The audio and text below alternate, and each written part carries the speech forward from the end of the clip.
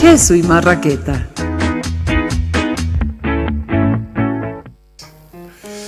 Bueno, hasta que se me hizo. Una persona muy ocupada, vive en las afueras de la ciudad, con tremendos quehaceres, sobre todo periodístico. Esta pasión la ha defendido a capa y espada. Aún poniendo de sus recursos propios, ha seguido batallando en el mundo periodístico. Le diré que hoy nuestra invitada del Queso y Marraqueta es la periodista Amalia Pando. Así la presentamos. Un agradecimiento por el esfuerzo hecho. Amalia, perdón, tengo que sacarme foto de este encuentro. Vamos. Amalia Pando, bienvenida al Queso y Marraqueta, quien fíjese al comienzo de la semana. Muchas gracias a ti, John. Compartir un té, un café contigo es realmente un honor. Gracias, Amalia. Gracias, Amalia. Lo primero que noté es que Amalia sigue, y Amalia va a seguir, y tenemos a Amalia para largo todavía. No, sí. La anterior semana supe que vas a volver a las provoqué redes. una confusión al cerrar la radio Cabildeo. Estoy hablando de todos medios online, medios en internet, porque bueno, nos habían empujado hacia esa línea, una línea de fuego prácticamente, que fue buena utilizarla, pero no podíamos seguir con la radio, y yo no pensé que la radio era tan importante para la gente, y resultó muy importante. Cuando apagué el switch de la radio realmente se provocó una conmoción y parecía que bueno, ya pasé a la jubilación, pero yo había aclarado que íbamos a seguir con el periódico Cabildeo Digital y con el Facebook Amalia Pando Cabildeo, y que íbamos a seguir trabajando, en fin, pero el impacto de haber apagado el switch de la radio fue más grande, entonces tuve que aclarar que yo solo estaba de parranda, que no me había muerto. ¿Cuántos años ya estás en el periodismo, Amalia? Tú decías 37, ¿no? Pero en realidad es desde el 78. Es un montón. Si la gente me dice, yo la escucho desde chiquitita, me quiero morir, ¿no? Porque, claro, refleja que ha habido generaciones, gente que ya es vieja y que pues me oía desde que eran niños. Quiere decir que estoy bien vieja, John, pero cada vez más sabrosa. Cuando suena crack el cuerpo, no es que estés mal, sino que estás crocante. Exacto, eso me gustó. Amalia Pando, vamos a ver los temas con los cuales se abre esta semana.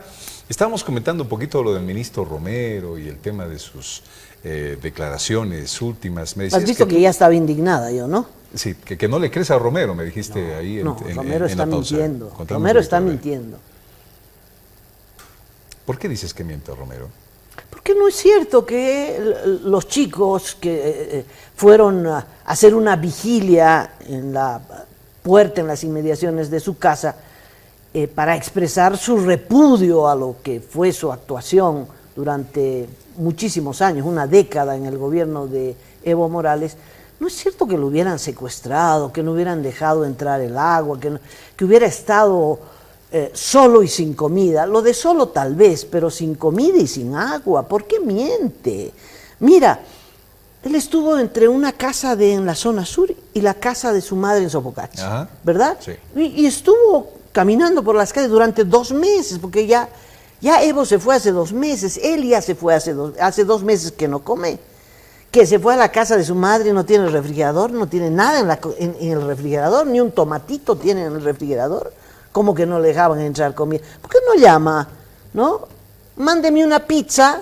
No, uno puede llamar ahora por teléfono y él tiene celular. Pero porque se han dicho que no le dejaban entrar comida. Dice, mentira, ¿no? Mentira. Él baja porque nadie lo iba a detener, sino eso es sospechoso, que no hubiera habido ninguna orden de detención, que no estuviera en una embajada. ¿No te parece sospechoso?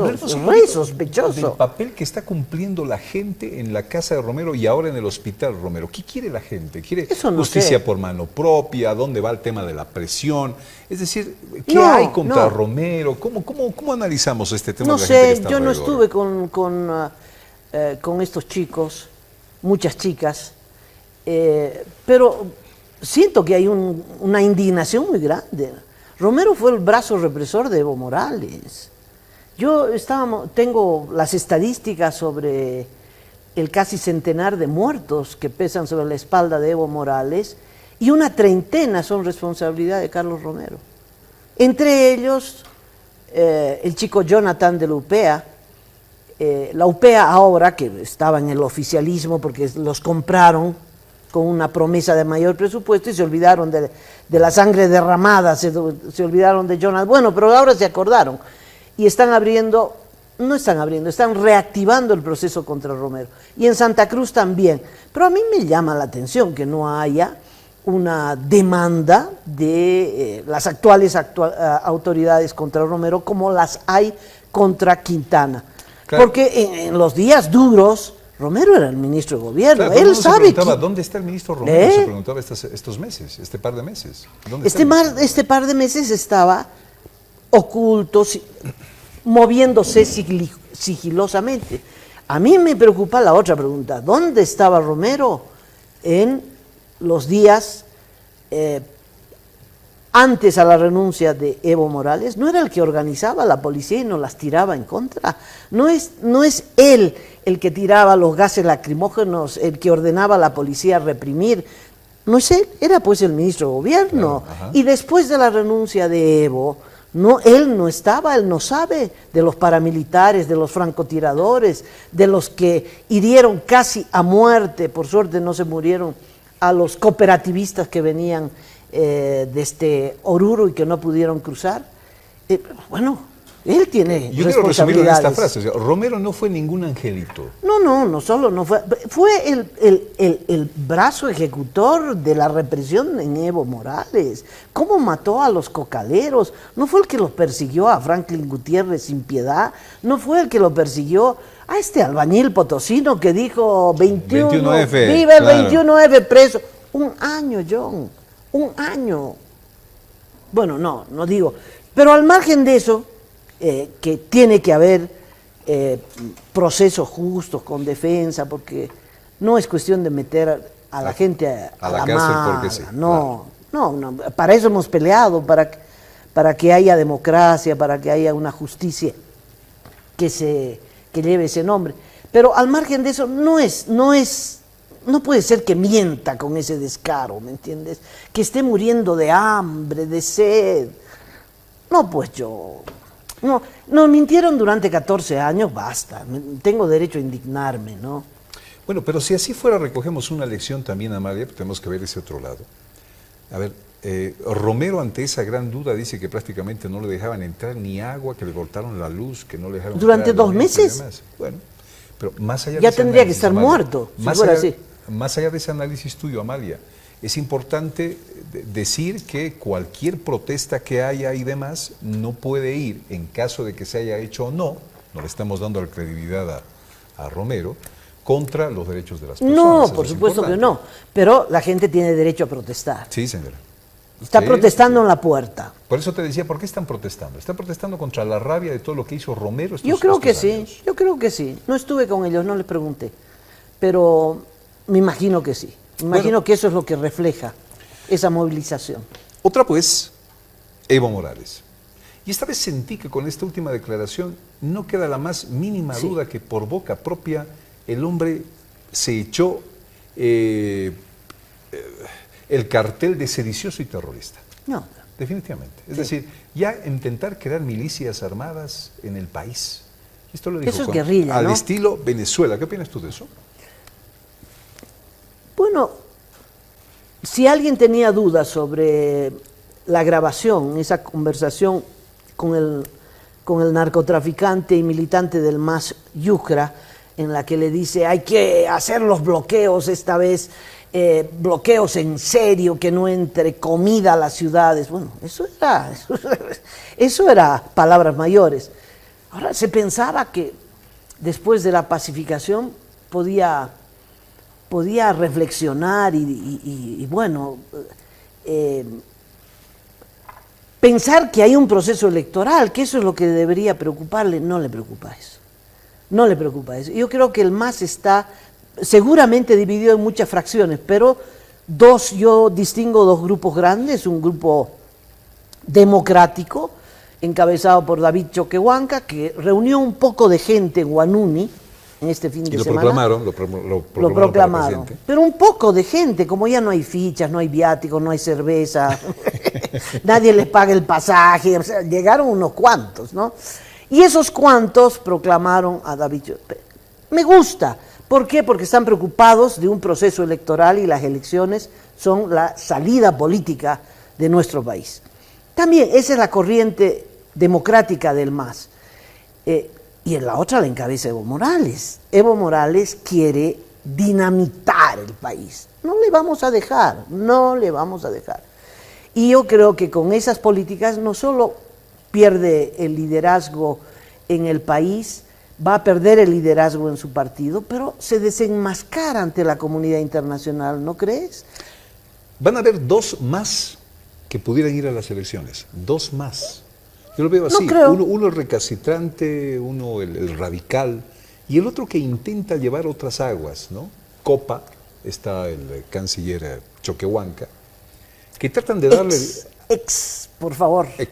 Que tratan de darle un tonito como que, miren dónde la fregaron los anteriores, pero nosotros tenemos la esencia de poder continuar, así no de radical, hagámoslo con comunicación, hagámoslo con respeto a las normas, a las leyes. Yo les vengo preguntando durante toda la semana a la gente del MAS que también viene aquí a Fides, y le digo, ¿ustedes no sienten que el MAS está dividido? No, estamos más unidos que nunca. Ante otra corriente que dice, cuidado, nos están viendo la nariz, este es un juego, y después no, se van a destapar. No sé qué piensas tú, Mal. No, hubo estampida, John. Han sido derrotados y la derrota cobra una factura muy grande, ¿no? Hubo estampida. ¿Te acuerdas? Antes de que renuncie Evo, renuncia, embajada, eso es estampida, ¿no? Luego unos que quieren volver, otros que no quieren volver, unos que quieren lucha armada, Andrónico y el Evo, un solo corazón, porque tiene que ver con una estructura afectada, una estructura que se llama narcotráfico. Yo creo que no hemos tomado todavía conciencia, John, de la gran victoria que ha representado la huida de Evo Morales, porque es una victoria sobre el narcotráfico. No hemos tomado conciencia, eso es muy grande, muy importante. Y el narcotráfico responde así. El narcotráfico no responde con candidatos en las elecciones, responde a bala. Y eso es lo que quiere Evo Morales. Para mí está pintado. El MAS se salva si surge un liderazgo como el de David Choquehuanca, que se pone a la cabeza y levante una bandera democrática. Aunque hablen el tono del MAS, aquí hubo golpe de Estado, en fin, aunque despotrique contra la presidenta Áñez, no importa, el punto son las acciones. ¿Presenta o no presenta candidatura? ¿Las candidaturas quién la elige? ¿Evo Morales o la elige el MAS en Bolivia?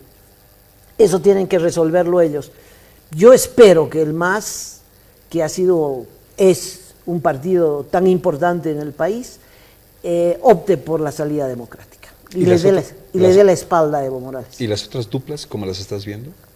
Esto es un carnaval, ¿no? Yo pienso que los partidos políticos han perdido el norte, John. Es decir, uno camina en una cuadra y 10 candidatos.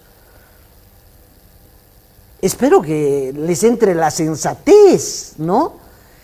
Todo aquel que, no sé, que jugó algún rol político ya es candidato. Volvió Branko Marinkovic. Vuelve hoy día. ¿Vuelve hoy? Hoy día en la tarde. Ya quiere ser candidato. Revilla quiere ser candidato. Doria Medina quiere ser candidato. Duto Quiroga quiere ser candidato. Todos quieren ser candidato. Va a ganar el MAS. Va a ganar el MAS. Para María Pano va a ganar el MAS. Pero con esa división, claro. Saca cuentas. Ponle 5% a cada uno. Va a ganar el MAS. Están locos. Espero un grado de sensatez, así un shock de sensatez, porque no les queda mucho tiempo. 3 de febrero tienen que inscribir candidatos. A nosotros no. ¿Qué pito tocamos ahí? Nada. Veremos qué hacen. Este fin de semana, el viernes en la noche, ante una sesión sin la oposición, se le dio luz verde en el Senado a la Ley de Cumplimiento de Derechos Humanos. Yo le digo la ley del perdonazo. No sé si estás de acuerdo conmigo, porque al final termina Amalia diciéndole a muchos y exculpándolos de todo lo que ha podido pasar en las últimas jornadas. Dicen que lo sacaron a Evo Morales de este proyecto de ley. Pero, ¿sabes? Huele mal. A ver, dice en el artículo 3.4: el órgano ejecutivo se hará cargo de las personas lesionadas en las movilizaciones sociales que se dieron a partir del 21 de octubre de 2019, disponiendo se otorga una reparación y resarcimiento de daños. Pero este resarcimiento de daños no es con un condicionamiento a que ellos puedan poner un proceso por lo que les pasó durante esas últimas semanas. Estoy hablando, por ejemplo, de los damnificados en Sencata, muertos y heridos y sus familias. Hay que darles una compensación económica, pero además se quedan totalmente libres de poder iniciar un proceso cuando ellos quieran. Eso dice esta ley. Segundo, en el 5, el órgano ejecutivo, a través del Ministerio de Justicia y Transparencia Institucional, coordinará con el órgano judicial y el Ministerio Público, en el marco de sus atribuciones y competencias, la cesación de detención preventiva arbitraria de las personas privadas de libertad que participaron en las movilizaciones realizadas a partir del 21 de octubre de 2019. Los detenidos libres. Los detenidos libres. Pero además, se dice que el Estado, a través de sus órganos y sus instituciones competenciales o competentes, garantizarán el pleno ejercicio de los derechos, libertades y garantías constitucionales para las bolivianas y bolivianos. Ahí entra Evo. Los extranjeros y los extranjeros residentes en Bolivia, comprendiendo entre estos a líderes sociales, dirigentes sindicales, dirigentes cívicos y políticos. Ahí entra Evo. Así como las personas movilizadas del campo y la ciudad en el territorio nacional.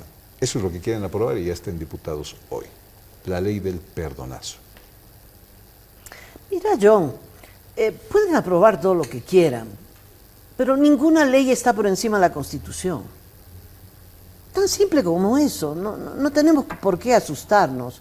Yo creo que es una exigencia de Evo Morales, que los debe tener sin vida llamándolos por teléfono, porque no hace otra cosa. 4 de la mañana a Eva Copa, ¿no? ¿Cómo es compañera, no ve? Los deben tener locos.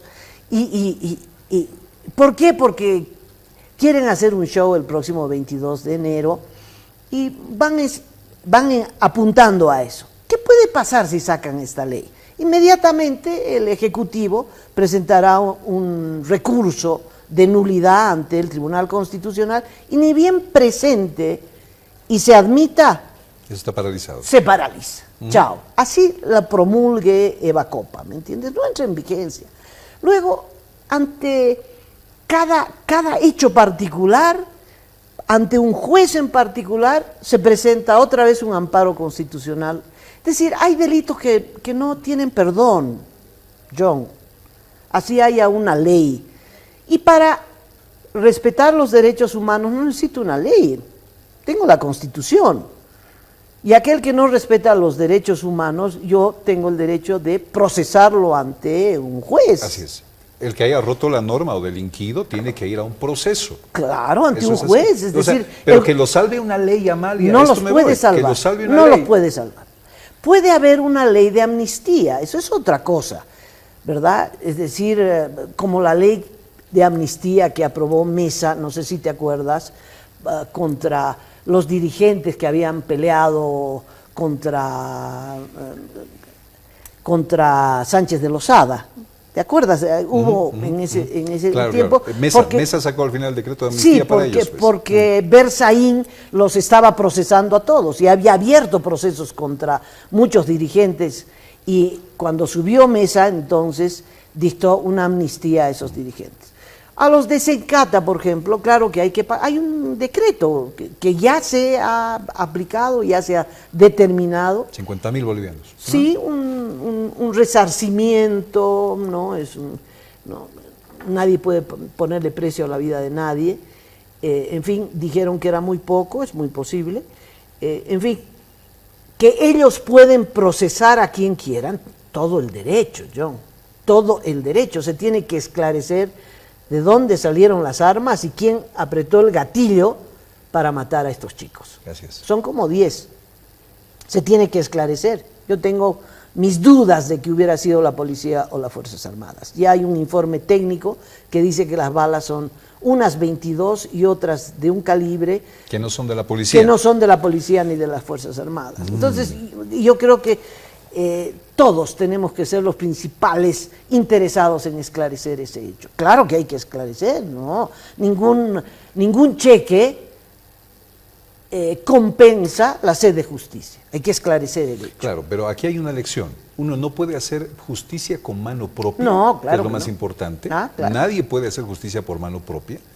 Y debemos, en lo que realmente queremos los bolivianos, devolverle esa institucionalidad a la justicia. Eso es lo más importante. Es decir, lo ¿sabe más qué? importante. O sea, cometiste un delito, ¿no?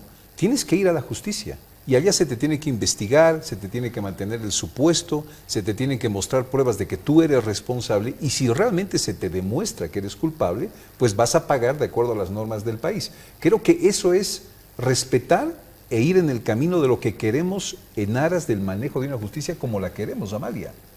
Porque aquí defender posiciones y decir, ah, no, este tiene que ir a la cárcel, ah, no, este tiene que morir, este tiene que... No podemos hacer eso. No, absolutamente. No se puede hacer eso. Yo creo que hemos dado una batalla por la democracia, y la democracia significa justicia, y justicia significa la presunción de inocencia. Exactamente. Exactamente. Listo. Y entonces, por ejemplo, yo veo el accionar del actual gobierno en algunos casos que a mí me parece de una prepotencia, el mismo estilo del gobierno anterior. No hay presunción de inocencia, no hay investigación, del cuello a la cárcel, pero espera un ratito, ¿será cierto o no será cierto? Esta mujer que la agarraron con los $100,000. $100,000. ¿Por qué no investigan antes de meterla a la presa? ¿Por qué la mostraron, Amalia? Eso es muy grave. ¿Por qué la mostraron de frente? La cara de la señora, ¿por qué hicieron Porque eso? puede ser inocente. Exacto. La hipótesis, el gobierno tiene una hipótesis. La señora sacaba plata para financiar un acto de Evo Morales en la Argentina. Pregunta, ¿es eso ilegal? Lo primero. Segundo, ¿el origen del dinero es legal? Pero investiguen pues. Claro. Cuando tengan las respuestas, vean si hay materia justiciable. Pero- vuelven a citar. La vuelven a citar. Pero no le den muerte civil a la señora Claro. mostrándola de Yo- frente y digan que ya es culpable de todo sin Sí. haber seguido el proceso. Exactamente. Y lo mismo en muchos otros casos. El gobernador de Chuquisaca renunció, como muchas de las autoridades. ¡Pam! Preso. ¿Por qué está preso? Porque renunció. Claro. No puedes meterlo preso porque renunció. Después lo liberaron. Pero no puedes meterlo preso porque renunció. Los fiscales son los mismos. Entonces simplemente han cambiado de objetivo. Antes perseguían a la oposición de Evo, ahora persiguen a los de Evo, ¿me entiendes? Pero la metodología sigue siendo antidemocrática, la metodología masista. Y no hemos peleado para eso, hemos peleado para tener una justicia, ¿no? Y espero que esa sea la principal tarea del próximo gobierno, John. Ok. Amalia más en su salsa. ¿Por qué decimos esto? Porque en estos últimos 2 minutos que tenemos, me gustaría saber su impresión sobre lo que va saliendo acerca de los medios de comunicación y todo lo que se decía y que ahora se va comprobando hasta por declaraciones de gente ligada a los medios. Dager, acuérdese de este apellido. Dager era dueño de PAT y empezó a declarar la anterior semana diciendo cómo fue presionado y extorsionado para entregar prácticamente gratis esta cadena de televisión a intereses del gobierno, a través, claro está, de personas que componen el gobierno. Terrible. ¿Qué dice Dager? Porque enseguida lo vamos a analizar con un periodista llamado Raúl Peñaranda, que ya en su libro titulado Control Remoto ya habló de este tema. Dice, me están dando la razón de mi investigación periodística. Pero a Dager le dijeron, sencillamente, mira, te vamos a mandar a impuestos, ¿no? Y te van a ahorcar. Con tu hijo lo vamos a acusar con la aduana de contrabando, ¿no? Te vamos a poner otros procesos si vos no nos das PAT. Y Dager dice, bueno, a vivir con las 2 piernas sin poder caminar, prefiero cortarme una. Eso es lo que dijo Dager. Y tuvo que entregar PAT en una declaración. se va comprobando el manejo de los medios políticos, la extorsión, se va comprobando la presión para una de las políticas que ha sido base fundamental del MAS, que era tener control sobre los mensajes de los medios de comunicación, Amalia. Así fue, mira, lo vengo denunciando. Raúl fue pionero en esta denuncia, pero yo vengo denunciando con detalles esta extorsión, ¿no? Es delictivo hacerse de un canal de televisión fruto del miedo. El gobierno de Evo Morales y Álvaro García Linera, no nos olvidemos de Alvarito, ha usado el miedo, ha usado el terror para hacerse de muchas cosas, entre ellas de medios de comunicación. Es decir, te meto en cara, ni siquiera a él, al hijo. Al hijo. Al hijo. Meterse con la familia, ¿qué tal? Eso fue grave. grave. Es lo más bajo que puedes hacer. Al dueño de Aerosur, con la madre. Quieren meter presa a la mamá que tenía 80 años. Es decir, fue terrible. Y ese terror lo hemos... la factura nos las echaron a nosotros, yo. Y hablo de nosotros. De un puñado de periodistas que sentimos ese miedo de parte de empresariales, que no podíamos acercarnos a un medio de comunicación que la gente se aterrorizaba. No te puedo poner publicidad, no, se me va a caer el negocio. No te puedo dar micrófono ni permitir que te vayas acá. Vas a hacer que el gobierno nos quite publicidad. Eso en los medios. Y cuando tú ibas donde un empresario, Amalita querida, yo te amo, yo te quiero, estás haciendo un trabajo bárbaro, que hermana querida, muy bien, pero publicidad cero, porque me vienen impuestos nacionales, porque se me paran mis trámites. Así es. ¿Fue así o no fue así? Así es. Fue miedo, 14 años de miedo. Tal vez ese miedo no se sintió en el grueso de la población, John, no sé, pero nosotros somos testigos de esto. Lo lindo es que Amalia sigue, y Amalia vuelve. Y John también. De la parranda. Sí, y John también, el país sigue. Es extraordinario haber vivido este proceso, es un regalo de la vida. Amalia, la gente piensa que los periodistas tenemos que estar de un lado. Y sí, que tenemos hoy, que estar de un Evo lado. porque Evo se fue, piensa que debemos estar del lado de darle duro al Evo ahora que se fue. Cuando nosotros sufrimos esas presiones, seguimos trabajando y le seguimos dando la voz a Evo, pese a todo lo que nos hizo. Así te lo voy a plantear. ¿Es hoy un momento para cerrarle las puertas a ese otro lado también? Preguntó. Mira, la libertad de expresión, el Chino Gómez escribió un artículo fantástico, se lo recomiendo a todos. Chino Gómez es mi querido amigo Andrés Gómez, periodista que también estuvo perseguido en este tiempo. ¿Por qué? Porque la señora ministra de Comunicación, no sé, parece que una entidad estatal cerró una radio cocalera.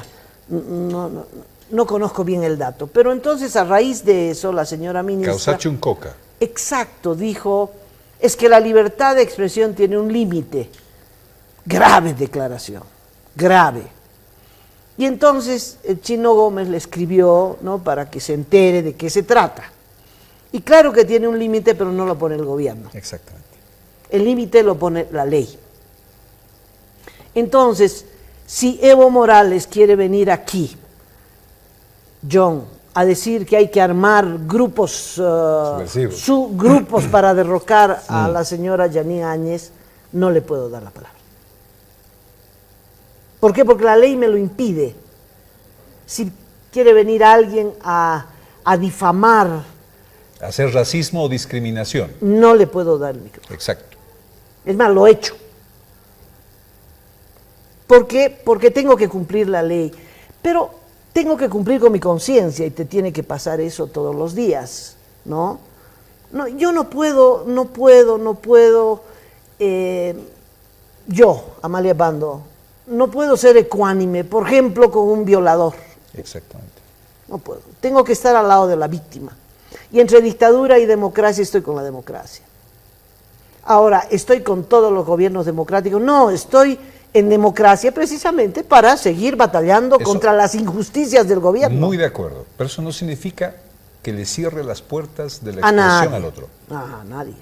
Que tienes que hacerlo. No, pues, pero de eso se trata el periodismo, porque si no, qué Eso te maravilla. digo porque parece una encrucijada esto, ¿no? Parece una encrucijada. O sea, antes la Amalia era pues de oposición, ¿no? El John también era de oposición. Y ahora cuando empiezas a darle la voz también al otro lado, porque está en su libertad de expresión, eres masista, no tú. Todos los que le damos voz porque tenemos que darle voz. Sí, pero, mira, yo he integrado todas las listas habidas y por haber, yo. No importa que me pongan un sello, no importa. Uno tiene que hacer el trabajo de acuerdo a la conciencia de uno y de acuerdo a la responsabilidad que representa ser periodista en este país. Bueno, significa estar en la boca de todos. Sí. Y les gustas a uno y no les gustas al otro, a los otros. Así es, así es. Amalia, me gusta esto de verte en redes. Sí, no tengo otra. ¿A qué hora vas a salir? A mí en me redes? gusta verte en televisión. Quiero verte en una gran pantalla. Ojalá fuera en cine. Así de grande quiero verte, John. Quiero verte. Amalia, yo también te deseo todo lo mejor. Eres una persona digna de admiración, eres una maestra. No sé, pero soy una batalladora. Adelante, Amalia. Sí, Adelante. sí, vamos a seguir. Adelante. Sí, sí. No tienes switch de off, Amalia. ¿Eh? No tienes switch de apagado. Eso es lo lindo. No, todavía no, todavía no. Sigo en el periódico, por suerte los periódicos digitales son una maravilla porque te permiten hacer mensajes de audio, mensajes de video, y ahí estaremos batallando para sobrevivir y espero, bueno, que ya se les pase el miedo a los empresarios y me pongan publicidad, ya es hora, ¿no? Qué difícil es traer una entrevista a Amalia. No, Te agradezco mucho por venir aquí, Amalia. solo contigo. Contigo y con el cura Pérez. Muchas gracias a todos. A ti, yo. Amalia Pando, del caso y Marraqueta. ¿Qué pasa con esta realidad de los medios de comunicación? Ya lo adelantaba el periodista Raúl Peñaranda en uno de sus libros, Control Remoto. Entraremos en aquello. Y un poquito más adelante, temas pendientes importantísimos que no podemos perder de vista. Estamos hablando del tema Silala, por ejemplo, o las reflexiones del tema del mar. ¿Qué pasó con el tema del juicio de La Haya? Algo que le voy a decir. No tarda el gobierno en hablar de ese tema y empezar a llamar a toda la gente porque no hay conciencia de todo lo que se gastó y terminamos, según el común, perdiendo el tema del mar en La Haya. Eduardo Rodríguez Belzer estará con nosotros un poco más adelante, antes de mediodía. Amigos, nos acompañan. Gracias por estar con nosotros. Estamos al vilo en Sucre, por favor. Si pueden llamarme a Sucre para ver qué tenemos con el Tribunal de Constitución y Plurinación, si será hoy, si será mañana. No sabemos, estamos en vilo de esta noticia. Se le dará la ampliación a la Asamblea Plurinacional en su mandato y por lo tanto, claro, esta es pues una ratificación también de que va a tener un poco más de tiempo la presidenta Áñez, más allá de lo que establece la Constitución Política del Estado. Estamos con el periodista Raúl Peñaranda esta mañana de Fides. Raúl, ¿cómo estás? Querido Tom, Qué lluviecita de la mañana, hermano. Qué lluvia, sí. Terrible, terrible. Es como la lluvia de acusaciones que están lloviendo. Sí, más o menos. Esas son como tormentas con rayos bastante fuertes. Exacto. Bueno, A ver, podemos entrar a referirnos unos segundos nada más a lo que han sido las declaraciones del señor Dager. Me refiero a el libro Control Remoto también, de Raúl Peñaranda, que ya adelantaba, como si fuera un, no diría adivinador, pero un excelente investigador, cómo fue esto del manejo de ciertos medios de comunicación. Y Raúl Peñaranda en su libro habla también de PAT, por lo tanto, vamos a preguntarle a él. Dager, ¿este apellido qué representa? ¿Quién es Dager? ¿Quién fue Dager? Cuéntanos un poquito, Raúl. Abdallah Dager es un empresario de origen árabe que vive en Bolivia ya hace muchos años, aunque siendo él nacido en el exterior, y ha formado acá un grupo empresarial importante. Por ejemplo, es accionista mayoritario del Ventura Mall en Santa Cruz, y él, por lo tanto, es un empresario importante. Entre las empresas que tenía, le adquirió PAT al grupo anterior, que estaba representado por Carlos Mesa y algunos socios, y él entonces, hace una década más o menos, también incursiona en el tema de la comunicación a través de haber adquirido PAT. PAT. ¿Fue dueño total de PAT? ¿Qué papel jugó Dager en PAT? Yo creo que él era el accionista mayoritario, exactamente, sí.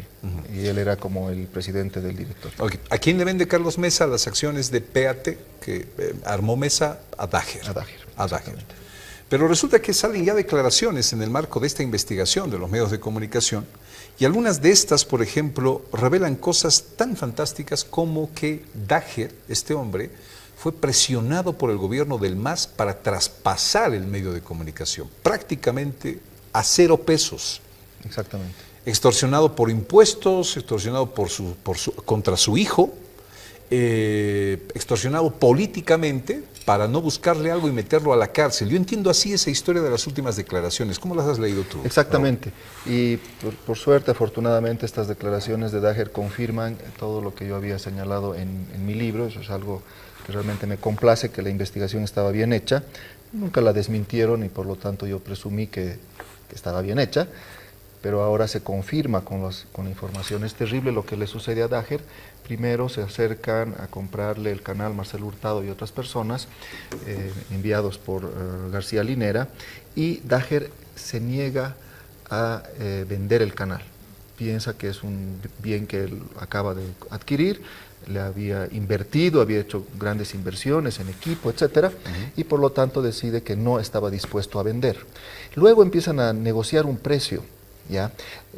Dager ve que es mucha la presión y aceptan un precio bajo para lo que él quería, pero él sigue negándose a vender el canal, hasta que se produce una reunión en el Hotel Los Tajivos, en una suite del Hotel Los Tajivos, donde están Dager, el gerente de entonces, Sergio Beise, y aparecen allí Hurtado y Jaime Iturri. Jaime Iturri, de ATV, y ya lo presionan de una manera más directa, lo presionan de una manera más explícita, y hacen mención a que su hijo Edmond, que tenía una casa de cambios y otros negocios, podía ser afectado por impuestos. También Dager, el padre, Abdalá, tenía relación con Aerosur, que también tenía problemas de impuestos. Entonces le dicen, tú tienes que entregar el canal. Entonces Dager dice, bueno, ¿cuánto es el monto? Y ahí es donde le dicen, no, ahora es cero. Ahora es cero. Ahora es cero. Por haber esperado tanto tiempo y habernos tenido tantos meses negociando, ahora es cero. Entonces, Dager, obviamente, cuando amenazan con que tu hijo va a ir preso, obviamente que al final tuvo que aceptar. O sea, realmente una cosa de extorsión, una cosa inaceptable, todo relacionado entre estos empresarios y el gobierno, porque en esa reunión Dager todavía se niega, pero ingresa en la reunión García Linera. Y eso también está en la declaración de Dager a la justicia. Ingresa García Linera, y García Linera es como para demostrar que él estaba atrás de todo. Exacto. Estos no están hablando solamente, claro. No es un blef de póker. Según la declaración, entra García Linera y dice, por si acaso, sé que están hablando de adquirir este canal de televisión, tienen todo mi aval, y se fue. Exactamente. Es una cosa como para decir, oye, yo también estoy ahí, no estaré encarándote, pero por si acaso yo estoy detrás. Esa fue la otra amenaza, supuestamente, según Dager, del vicepresidente. Exactamente, que la presencia del vicepresidente era como para confirmar, ratificar que Iturri y Hurtado no estaban hablando así, nomás no era un blef como en el póker, sino que realmente tenían el respaldo del oficialismo. Raúl, a ver, hagamos un paréntesis aquí para hablar del porqué, no solamente de PAT, o sea, ¿cuál es el fondo del asunto de apropiarse de medios de comunicación? Yo creo que hay dos razones. Una, que es que los medios de comunicación obviamente tienen que ver con la democracia, con la libertad de expresión y con la opinión pública. Y si hay medios que pueden lograr efectivamente cambiar las tendencias de la opinión pública, a un gobierno le interesa. Por eso todos los gobiernos, no solamente el anterior, los pasados y los futuros, van a tratar de controlar a los medios. Pero lo que ha hecho el gobierno anterior es mucho más notorio que los anteriores, porque además los anteriores eran gobiernos mucho más débiles, que tenían muchos más problemas que enfrentar. Entonces, ese es un tema. Y el otro es hacer un negocio, porque realmente después de haber adquirido esos medios con esa presión y ese chantaje, millones de dólares de la publicidad fueron enviados a esos medios de comunicación, a PAT y a ATV y a La Razón, de los cuales no tenemos que olvidarnos. Entonces hago un negocio muy bueno. Primero tomo el medio de comunicación gratis y luego ordeno que alguien distribuya la publicidad que va a llegar a mis bolsillos. Ok, exacto, ahí va, mira cómo es. A ver, una de las primeras cosas es que, a ver, en una guerra, lo primero que se destruyen son los medios de comunicación, las antenas de transmisión. Porque sin comunicación la gente no puede ordenarse, es decir, el caos, la desinformación reinaría. En un gobierno como el que fue el de Evo Morales se quiso tomar la comunicación para controlar el contenido. Eso fue lo que pensábamos en un principio. Si tú prendes una radio y dices, viva Evo, en la otra radio, viva Evo, en la otra radio, viva Evo, en la otra radio, viva Evo, o sea, al final viva Evo, ¿no ve? Correcto. Porque no tienes a alguien que diga lo contrario. Eso es lo que le molestaba al tema del gobierno. Entonces empieza a controlar, si no a comprarse medios de comunicación, a extorsionar, a apretar económicamente a los medios, logrando que los mensajes lleguen a la población como ellos querían. Pero hay una nueva fase, el tema del negocio de adquirir los medios de comunicación. Qué cosa más interesante que dice Raúl. Se apropian de PAT, o se apropian de ATV, o se apropian de La Razón. Dice, ahora manden publicidad del gobierno acá. Y utilizan los medios de comunicación como si fuera una máquina de lavado de plata. Plata que iría a sus bolsillos. Negocio, mira tú. Exactamente. Este tema que tú lo dices y ahora lo dices hasta con la palabra lavado, realmente es así, o sea, millones de dólares desviados a esos medios de comunicación y a los bolsillos de esos empresarios, millones de dólares. Como ya habíamos hablado en una ocasión anterior, John, fuera de micrófono, más o menos 10 millones de dólares al año es que tenía Entre ATV, los medios, solo ATV, ¿no? Y otros 10, dependiendo los años, y otros 10 PAT. Y ni siquiera pagaban sueldos a tiempo, etcétera. O sea, es mucha cantidad de dinero que han ido a los bolsillos de esos empresarios para que ni siquiera paguen sueldos a tiempo y paguen sueldos tardíamente y sueldos bajos. ¿Dónde se ha ido todo ese dinero? Se ha ido a los bolsillos de esos empresarios. La plata que recibía PAT y sus trabajadores no tienen el sueldo Exacto. pagado. Y no se les pagaba a las AFPs y todo eso, ¿no? Es realmente Ahora, increíble. sale Iturri y el ex vicepresidente Linera a decir mentira. Yo no tengo ninguna empresa, dice Linera. Iturri dice que me comprueben. Yo jamás he tenido esa reunión, dice Iturri, desde la Argentina, porque están ahí. Correcto. Ahora, digamos que ellos tienen, digamos que les demos un beneficio de la duda. Pero, ¿dónde está el documento en el que unos empresarios adquieren PAT? ¿Y dónde está la transferencia bancaria? Si yo te compro tu departamento, John, tengo que pagarte de alguna manera. Tengo que poner una plata en tu cuenta bancaria por los $80,000 que cueste el departamento. Ellos tendrían que demostrar que han pagado algo por un canal. Pues los canales no son gratis, ¿no? Una red nacional, $10 millones. Entonces tiene que haber una transferencia bancaria para que el Hurtado diga, no, un momentito, yo me he comprado, he pagado por ese canal, ¿no ve? Pero sin embargo, ¿dónde está ese pago? Entonces, ha sido gratis, porque tampoco $10 millones están en una maleta, ¿no ve? Y además es prohibido por ley hacer una compra con efectivo. Entonces, ¿dónde está el pago? ¿Cómo han hecho el pago? O sea, ahí está un tema que es muy importante. Y los trabajadores de PAT han señalado que Iturri siempre iba ahí como una especie de director de noticias secundario de ATV y también de PAT, y Hurtado era nomás pues el gerente de facto en las acciones, todo quien quería hacer algo con PAT tenía que ir donde Hurtado. Entonces Hurtado podría decir, yo no he extorsionado a nadie, yo he ido donde el señor Daher, hemos hecho una negociación, hemos acordado un precio y ese precio lo he pagado en esta cuenta bancaria, no pasa nada, en una cuenta bancaria del banco fulano al banco sutano, acá está. Pero no hay el pago. Entonces, ¿cómo se han hecho cargo de un canal sin el pago? Entonces, eso es algo que tiene que investigarse. Y segundo, ¿cómo es que cambia la línea editorial de tanto ATV y PAT? Ellos dicen, el vicepresidente no tenía nada que ver. ¿Y por qué se volvieron unos canales tan oficialistas durante tanto tiempo? ¿No es cierto? Eso también alguien lo tiene que explicar. Pero todo esto la justicia lo tiene que resolver. Nosotros solamente estamos viendo unos indicios. La justicia tiene que resolver si ha habido la extorsión o no ha habido la extorsión. Puede ser que Iturri tenga razón, no es verdad, no ha habido esa reunión, nunca lo hemos extorsionado. El señor Daher dice, sí me han extorsionado. Para esto la justicia. Ojalá que actuara esa justicia de manera independiente. Una última pregunta. ¿No recibiste ninguna amenaza, nada, después de que tú sacaste el libro con estos datos de los que nadie quería hablar hasta hoy? Claro que sí, yo he recibido presiones, pero te cuento que las presiones, John, fueron antes de la publicación del libro. Antes de la publicación.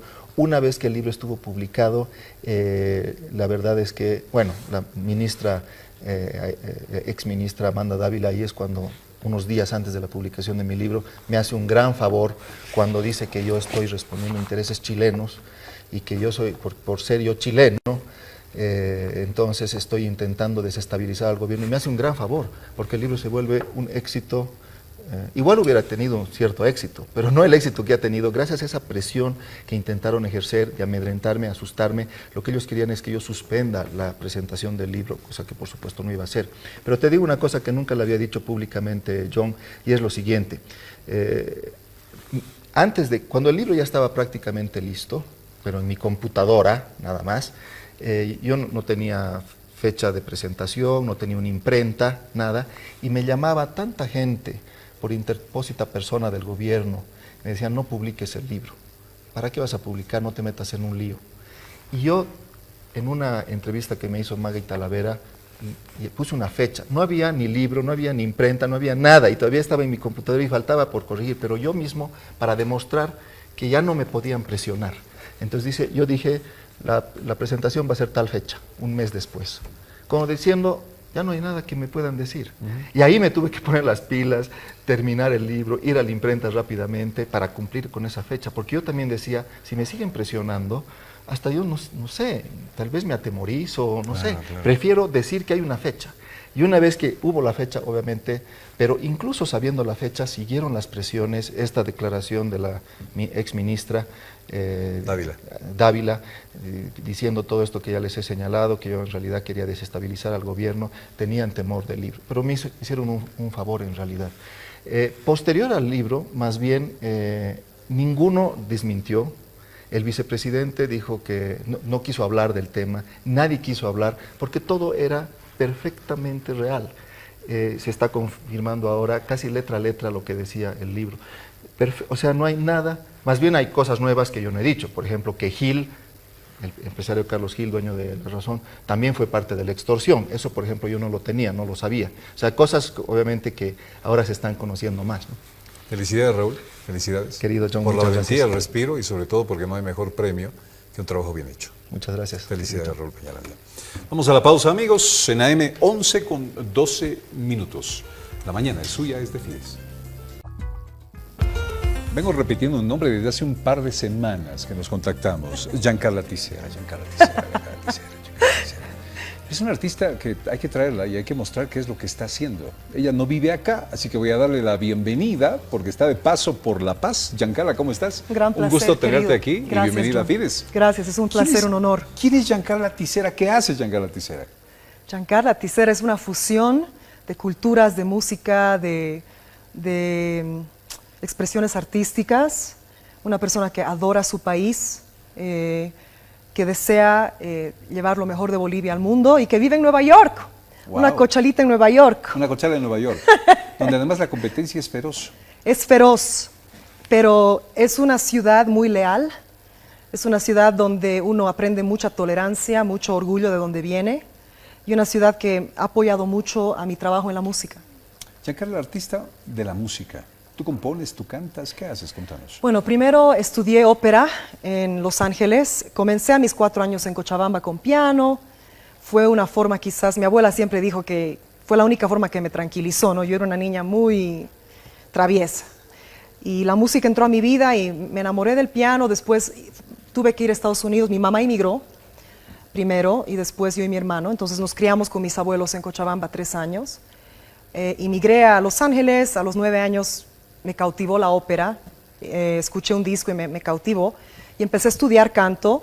Regresé a Bolivia, entré a Laredo, aprendí a bailar cueca, aprendí a ser libre, me encantó el Laredo, esa época en mi vida fue hermosa. Y después regresé a Los Ángeles, a una academia de música para terminar lo que es el bachillerato y después me aceptaron en la Universidad del Sur de California a hacer mi licenciatura. Tuve un año entre la licenciatura y la maestría, cuando regresé a Bolivia, el 2003 al 2004. y canté mucho en Bolivia con la Sinfónica en La Paz. Yo adoro La Paz, es mi ciudad favorita al lado de Nueva York. Y trabajé mucho en La Paz, me encantó y nunca me canso de la Hayu aquí, nunca me canso de esa energía mística. Y en ese año que estuve descansando, cantando en Bolivia, antes de comenzar la maestría, me salió el proyecto de Barroco Boliviano, no sé si han escuchado, del que se grabó en la Chiquitanía.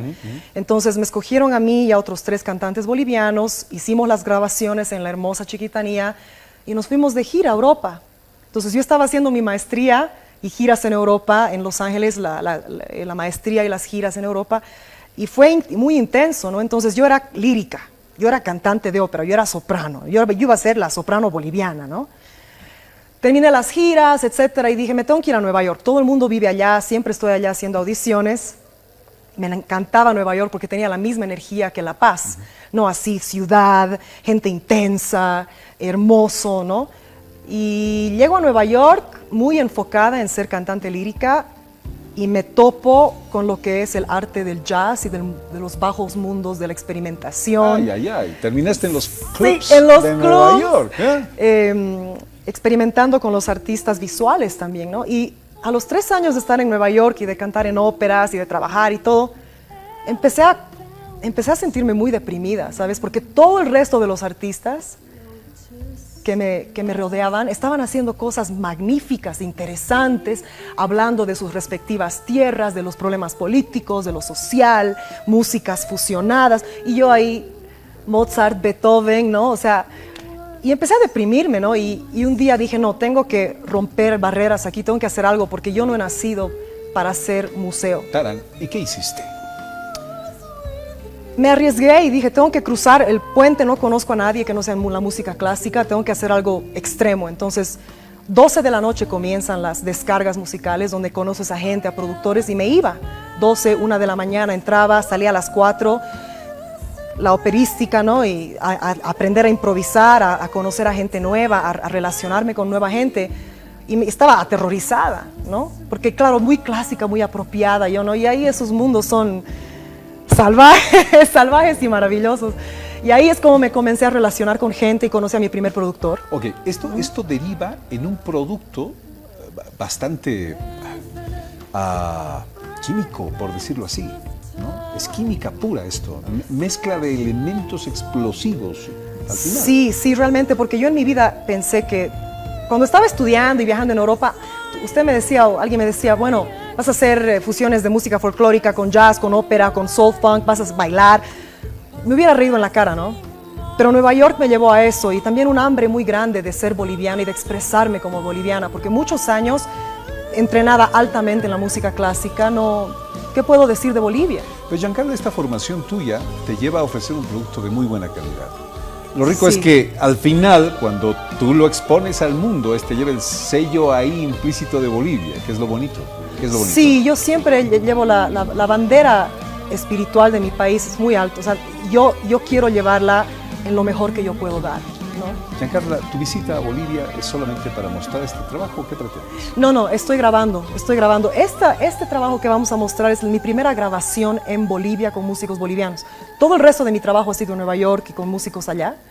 He filmado videos en Bolivia, pero la producción musical, las grabaciones han sido en Nueva York. Y este fue el primero que grabé justamente en el carnaval del año pasado, del 2019. Lo grabé en Cochabamba con músicos bolivianos, lo mezclé en México, tengo mis mezcladores y masterizadores allá, y vine al Salar de Uyuni hace unos 3 meses a filmar, que fue mi sueño de la vida, filmar en Uyuni. Esta es la presentación oficial de este trabajo de Giancarla Tisera, se llama Lotus Love. Amor Loto. ¿Amor Loto? Sí. ¿Qué es Amor Loto? La flor de loto es la flor del simbolismo de la trascendencia en las culturas asiáticas, de la trascendencia a lo espiritual, a trascender más allá de este planeta y de la realidad que vivimos. Tuve un despertar espiritual fuerte hace 1 año y medio y para mí Bolivia es un lugar tremendamente místico y espiritual y me imaginé tener una flor de loto, que es este simbolismo, plasmada en la infinidad que representa Uyuni y el Salar. Dios. Sí, intenso. Vamos a ver. Una cosa es cómo uno piensa y sienta. Otra cosa es ponerlo en un material como el que van a ver a continuación y que usted sienta lo que ella siente. Te deseo toda la suerte del mundo y gracias por venir, Giancarlo. Gracias, es un honor y gracias por lo que mi hermosa tierra me ha dado. ¿Quieres presentar tu video ahora, por favor? Sí. Adelante. Hermosa gente paseña, les entrego con todo mi corazón mi trabajo Amor Lotus Love, hecho con mucho amor en el Salar de Uyuni, con personajes bolivianos.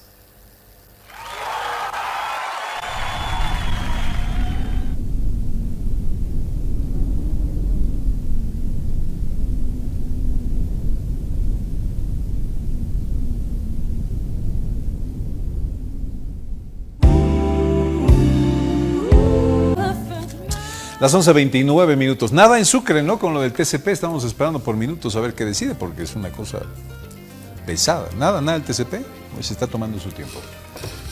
Pero ya le están echando a comentarios en contra del TCP que debería rápido dar una solución a este tema. Hay temas urgentes que atender y este tema de la continuación de los poderes de la Asamblea Nacional pues son importantes en este momento y se reclama al TCP, incluso porque iba a sesionar el fin de semana por tiempo y materia, de una vez su resolución, su análisis de la Constitución para ver qué se va a hacer adelante.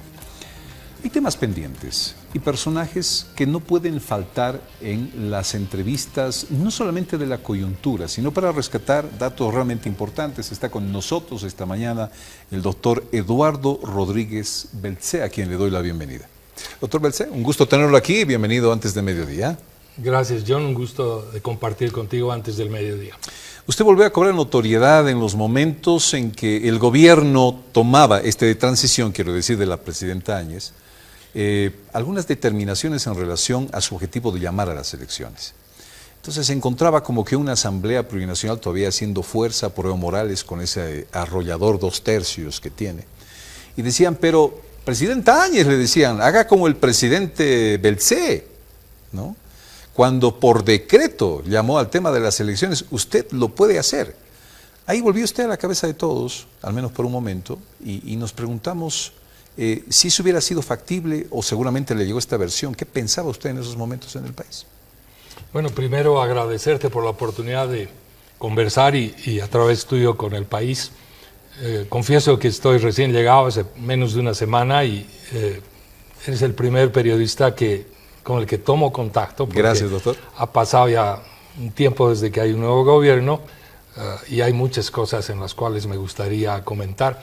Indudablemente lo que ha pasado en el país es serio.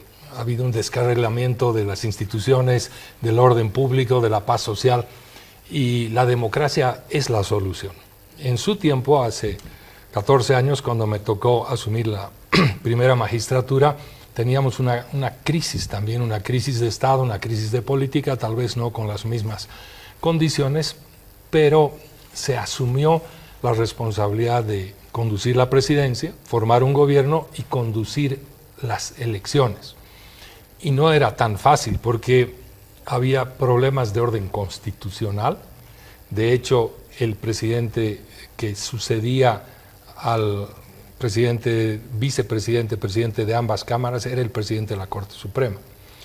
Pero su mandato constitucional estaba limitado a llamar a elecciones únicamente a los dos cargos que se habían presentado en acefalía, es decir, la presidencia de Sánchez de Lozada y la vicepresidencia de Carlos Mesa, convertido luego en presidente. Había que tomar una decisión si se llamaba únicamente a esas falencias o también, y ese era el clamor popular, a una elección general para renovar las cámaras de senadores y diputados. Pero además había también el inicio de un debate muy fuerte sobre la realización de una asamblea constituyente. Claro. Había un clamor regional para que los prefectos no sigan siendo designados a dedo por los presidentes, y había también una impronta muy grande respecto a las autonomías. Quiero concluir que usted lo tuvo que hacer. Era una cosa de tener que hacer, no había otra. Pero no solamente había que hacer elecciones, que estaban confrontadas con una limitación de orden constitucional. Entonces se forjó lo que yo llamé en ese entonces un diálogo por el bien mayor. El bien mayor era mantener el sistema democrático y atender con las fuerzas políticas regionales, movimientos sociales, fórmulas que nos permitan avanzar. ¿Eso no le costó ninguna factura después?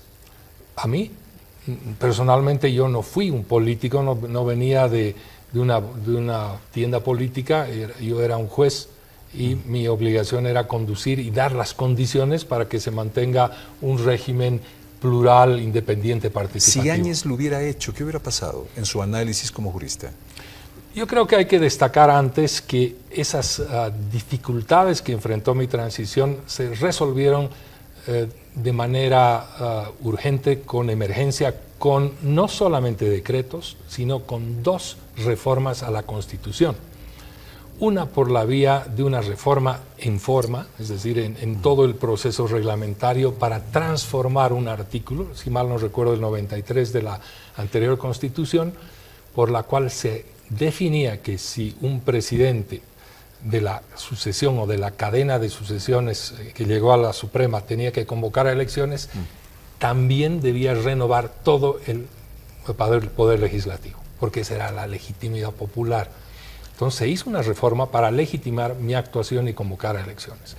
Segundo, se hizo una interpretación auténtica de la Constitución a través de una ley especial que el presidente no podía votar, que determinó que esa facultad de elegir prefectos debía estar precedida por el voto popular. Entonces se hicieron reformas constitucionales, por ley se convocó a elecciones. ¿Qué pasó?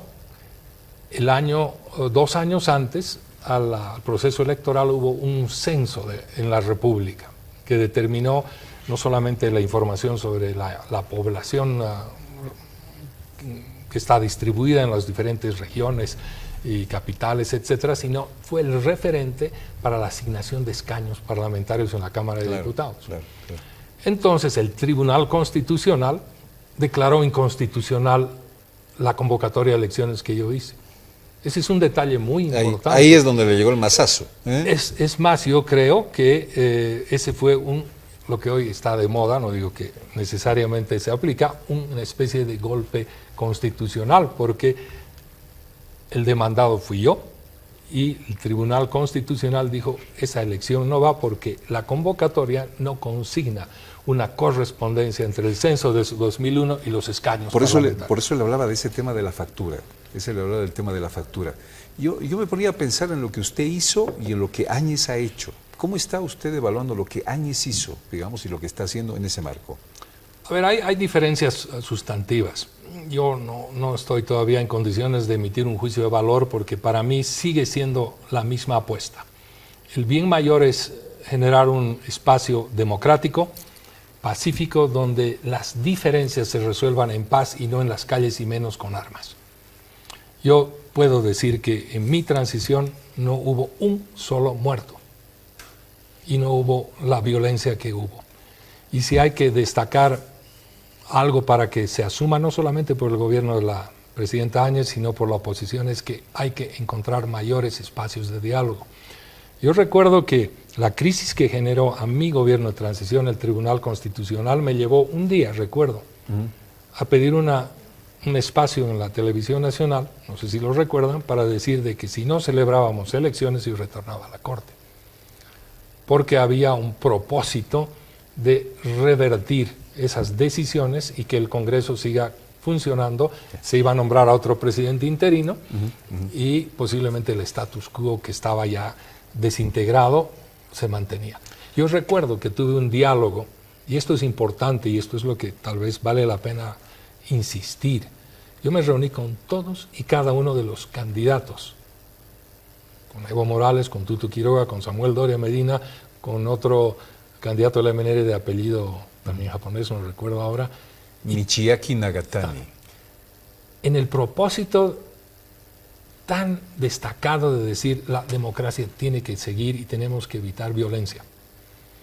Entonces, yo no puedo emitir juicios finales porque no soy juez ni mucho menos, pero lo que está en mi capacidad es decir que hay un bien mayor que es democracia en paz y sobre todo sin violencia. Doctor, quedan algunas impresiones, y yo le voy a pedir que las respuestas sean un poquito más cortitas, así hablamos de varios temas. En una parte de la población, De repente usted apareció implicado en el tema de los famosos misiles chinos en su gestión, ¿no es cierto? Y pasan unos meses y de repente usted termina siendo parte del gobierno del movimiento al socialismo. Entonces, quedó en la sociedad más que todo una duda. Dijeron, ah, claro, no lo van a tocar por los misiles chinos porque le va a hacer trabajitos al gobierno. ¿Qué opinión le merece esto? Primero, tu pregunta tiene un error sustantivo. A mí me iniciaron un juicio prácticamente a tiempo de comenzar el gobierno de Evo Morales. Y un proceso que se tramitó durante 6 años, no meses. Yo asumí mi defensa ante el Congreso o la Asamblea Plurinacional hoy, ante las comisiones de Constitución, presenté toda la prueba, miles de folios, y ejercí mi defensa. Y se votó en sucesivas sesiones por 2/3 de que yo no tenía responsabilidad y fui liberado. Eso sucedió el año, si no me equivoco, 2011. Fue después de esa decisión del Congreso por 2/3 que me liberaron de absoluta culpa de ese juicio, que el gobierno nacional, el gobierno de Evo Morales, convoca a expresidentes y excancilleres, y como producto de esas reuniones y de las capacidades y las decisiones políticas se me nombra como agente. No tiene absolutamente nada que ver el caso de los misiles con mi nombramiento de agente, y menos rendición de favores, lo cual me parece que hay que aclarar. Bien. Doctor Belcé, ¿perdimos en La Haya? ¿Cuál de los juicios? Mar. Bueno, el tema del mar es fundamental y yo celebro que tengamos la oportunidad de conversar un poco, empezar a conversar, porque debo dar respuestas cortas. Yo creo que La Haya fue un intento trascendental para el país para intentar, insisto, intentar una vía que antes no se la había explorado, llegar a un tribunal y con argumentos ver la posibilidad de lograr una declaración sobre una obligación de negociar que nos permita abrir una solución. Antes no se había explorado esos caminos, y en el gobierno de Evo Morales, de manera informada, colectiva y elaborada, se planteó una demanda a la cual después se me invita a ser parte como agente. Efectivamente hay una pérdida, si se quiere responder, una derrota en los argumentos, pero hay también el comienzo de un nuevo camino que lo señala la Corte, que lo señala el fallo y lo señala particularmente la declaración que del presidente Yusuf y las opiniones que son disidentes. Y luego, y esto es muy importante, y por eso yo celebro la oportunidad de hablar, los fallos de la Corte Internacional de Justicia incumben a toda la comunidad del mundo, al que sigue el derecho internacional, sus desarrollos, sus precedentes, porque esa es la tónica del estudio del derecho internacional. Hoy, a más de un año del fallo, se está estudiando qué pasó con Bolivia, y la sensación, y yo participo de esa idea, es de que ese fallo nos abre un nuevo camino. ¿El del diálogo?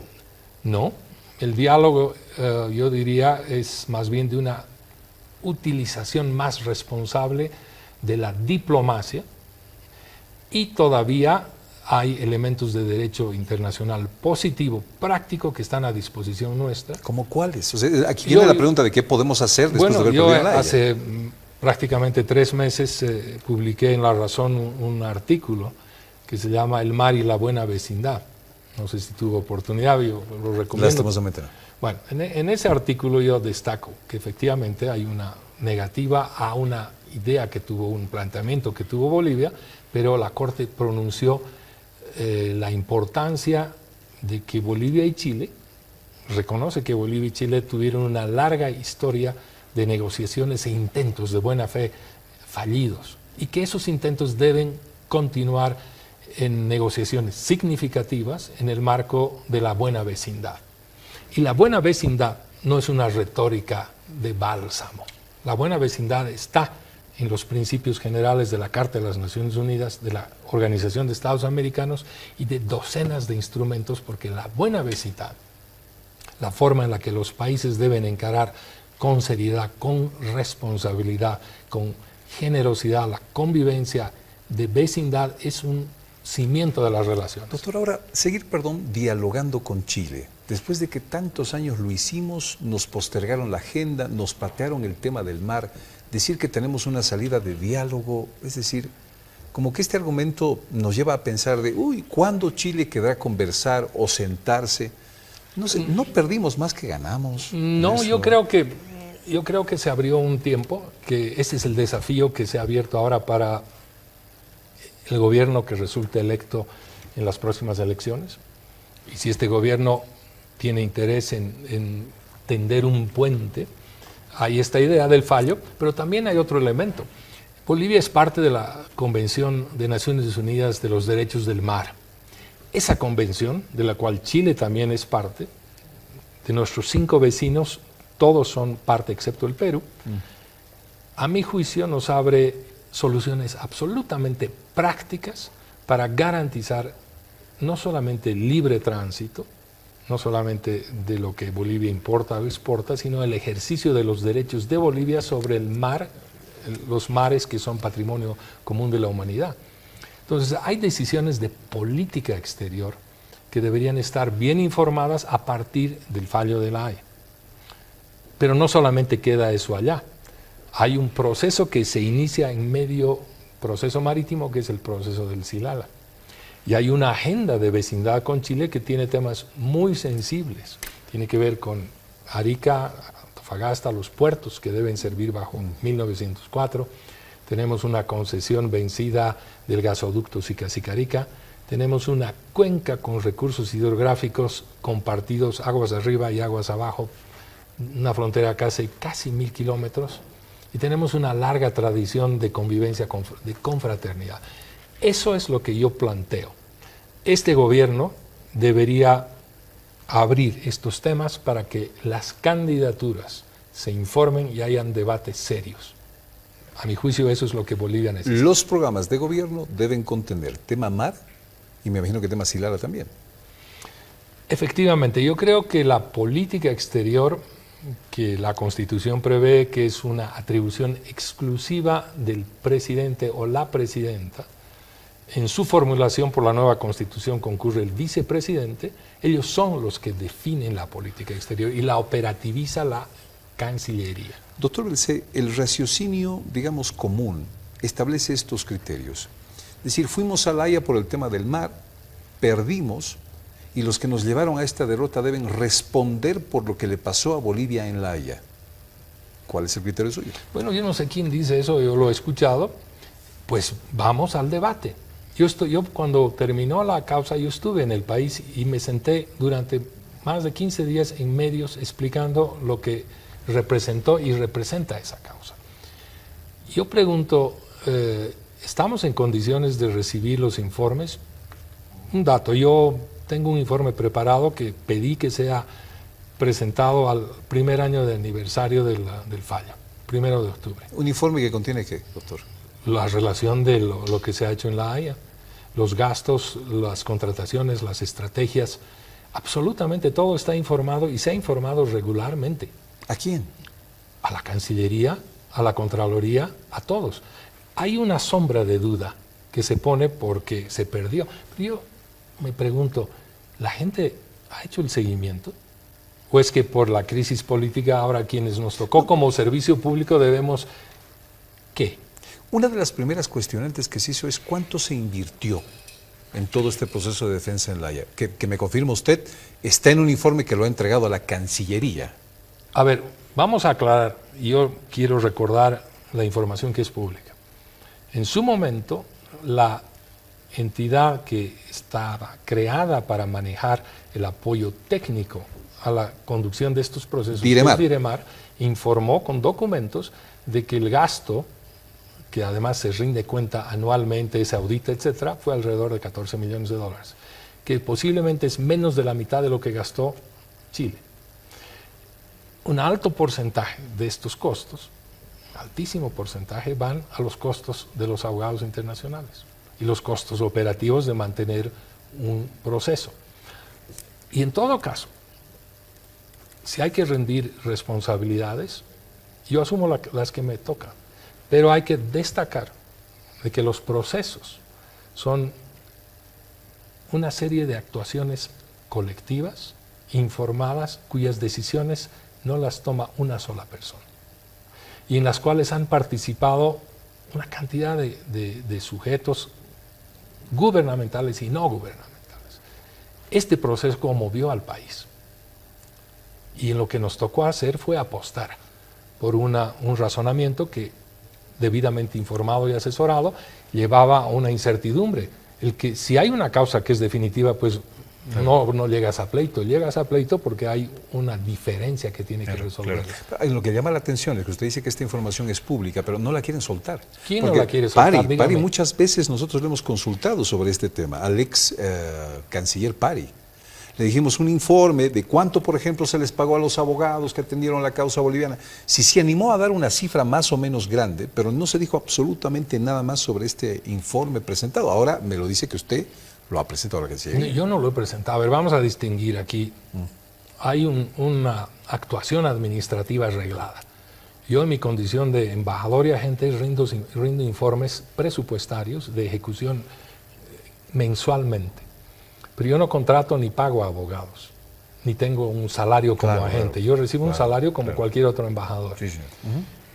Y la preparación y formulación de lo que son los costos de la causa marítima están todos rendidos en cuenta por Diremar, no solamente a Cancillería, a Contraloría, son fondos públicos.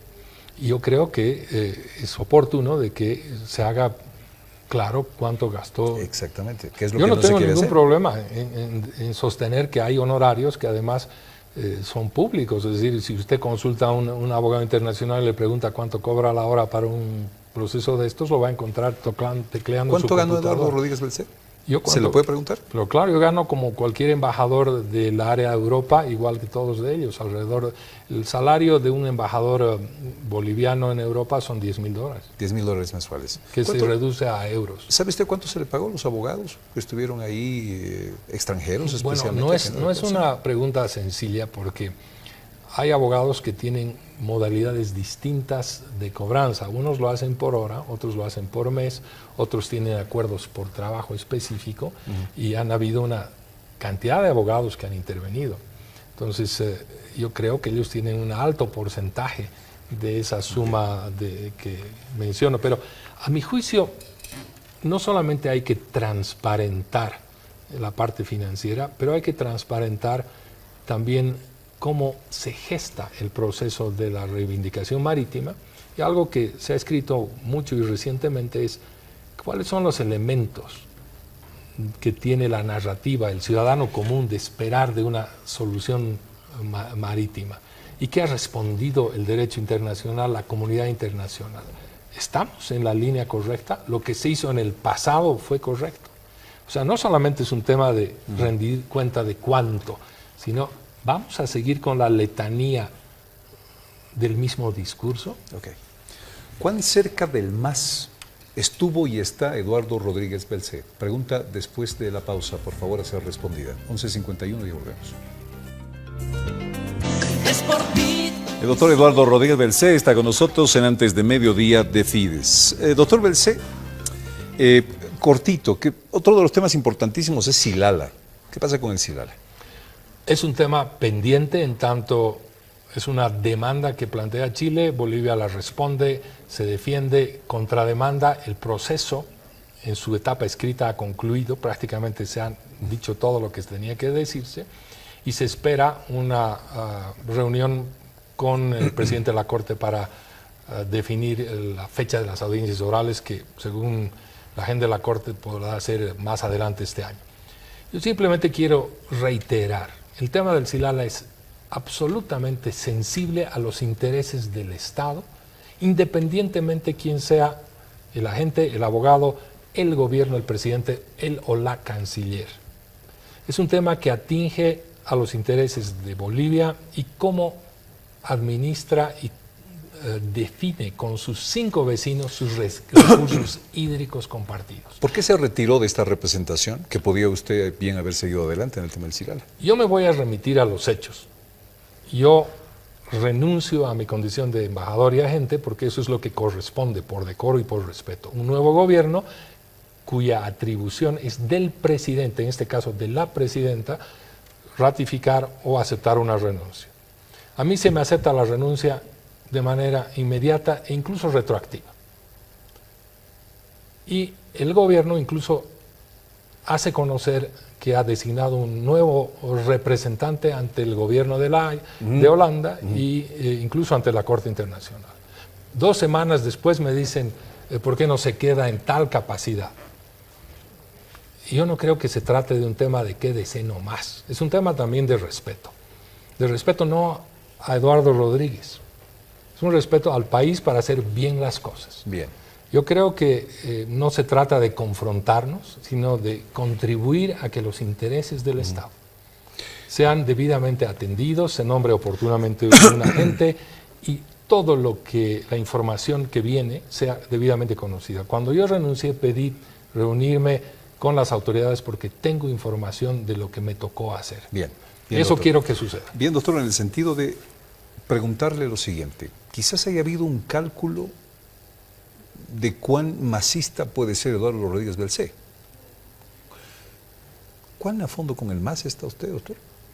A ver, si usted me dice masista, tiene que poder probarme de que yo me he enrolado en un partido. Y usted sabe que no lo he hecho, y yo no soy masista, ni movimentista, ni adenista, ni de nada. Yo he sido un servidor público durante toda mi carrera y a mucha honra. He trabajado con diversos gobiernos porque el servicio público es un servicio a la colectividad y a los altos intereses del Estado y no a un partido. Cuando yo acepté ser subcontralor, juré como miembro de la Corte Suprema, como presidente o como agente y embajador, lo hacía sobre todo por los intereses de mi país. Y no se puede, por estas coyunturas políticas, menospreciar o denigrar lo que es un servicio público. En este país somos, yo ya no, 500.000 de bolivianos son servidores públicos. Yo traslado, ¿cuán masistas son estos 400.000 servidores públicos? La pregunta está mal. La idea es, el servicio público es el importante. Y si uno es o no masista o lo que fuera, es también un derecho político. Ojo, que no estoy asegurando de que sea masista. Se lo estoy preguntando porque digo, ¿cuán masista usted o cuán a fondo se metió con el MAS? Esa es la pregunta. Aquí no hay un tema de ejercicio político, porque yo he sido un embajador a 17 horas de vuelo de La Paz, a tiempo completo. Y he cumplido y he ejercido mis tareas con absoluta sujeción a la norma. Usted no me ha visto participar en actividades políticas, ni soy candidato, ni lo voy a hacer, porque yo no formo parte de una estructura política partidaria. Doctor, ¿usted va a ser candidato? ¿Quiere ser candidato? Acabo de decirle, yo no fui en el pasado, no soy ni seré, porque yo he sido un servidor público a tiempo completo con diversos gobiernos y a mucha honra, porque servir a una colectividad es lo importante. Ojo, hoy día no está muy bien visto ser masista o no masista. En su época fue movimentista o adenista. Yo quiero destacar el primer artículo de la Constitución de este país. Bolivia es un país que se funda en la pluralidad ideológica, económica, religiosa y jurídica. Y la pluralidad no es otra cosa que la tolerancia. Y la tolerancia tiene que ver con saber admitir que alguien puede tener ideas diferentes. Yo apelo a que los bolivianos en esta etapa de gran contención y malos entendidos sepamos que hay un bien mayor que es la confraternidad y que no puede seguir habiendo muertos, heridos o convertido el país en un gran escándalo de procesos. Francamente creo que podríamos hacerlo mejor. Bien. Doctor Eduardo Rodríguez Belcé, nuestro tiempo se ha acabado. Muchísimas gracias por estar en Fides. Es un placer tenerlo aquí. Bienvenido cuando usted quiera, siempre. Amigos, finalizamos antes de mediodía hoy.